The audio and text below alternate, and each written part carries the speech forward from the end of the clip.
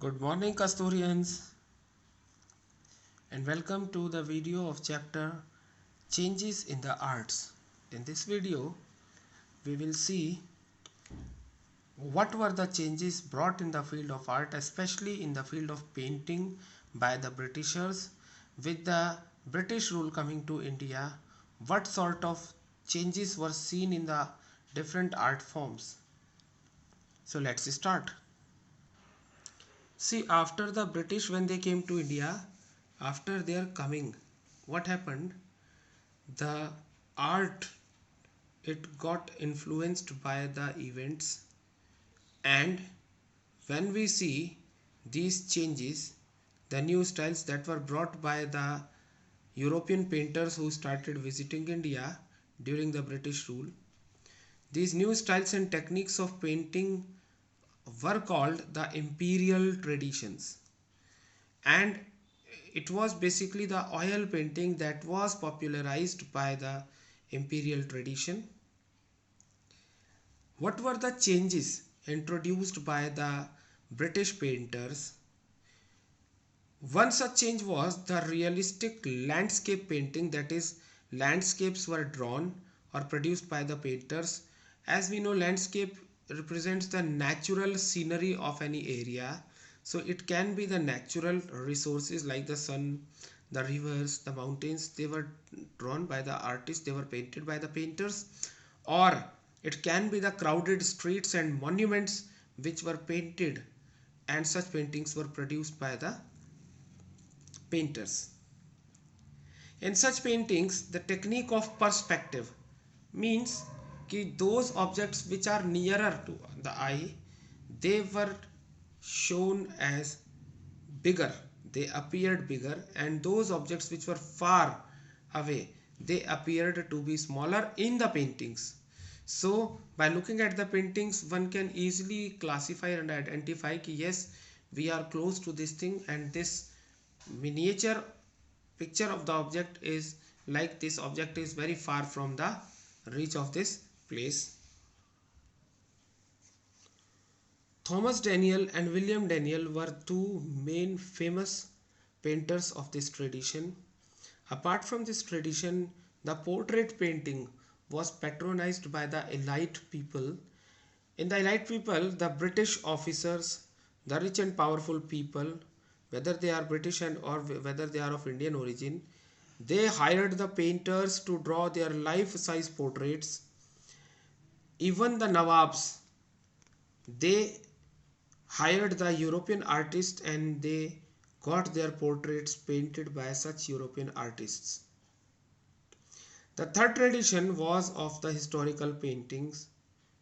It was to highlight the various episodes or various important turning milestones of British imperial history, and these historical paintings was a way to glorify the British victories in India. The painters of this tradition, they painted battle scenes generally, and the conquest of Indian territories by the Britishers and similar such themes. Now, in these three traditions, we can see one thing is in common, that is, the main idea is tried to be conveyed using symbols. So symbolism in paintings, it gained importance with the Britishers who started hiring the painters to highlight their invincible nature or invincible image. They tried to glorify their rule through the paintings, in which both the English and the Indians were featured, and the English were shown as superior and the Indians were shown as inferior to the English or the British. Also, in these paintings, the military triumphs of the British over the Indian rulers were shown, and in some paintings the Indian rulers were shown bowing before the British officials, which seems actually as a propaganda by the British to show their supremacy over the Indians or to highlight the poor Indians. What we have discussed till now was the case with the British, but The art of painting, it continued to get the royal patronage under the Indian kingdoms and their rulers. But these rulers, they encouraged traditional art forms, or you can say local traditions. One such ruler to quote was Tipu Sultan, who hired local artists to get the walls of his palace covered with murals, that is the life-size paintings.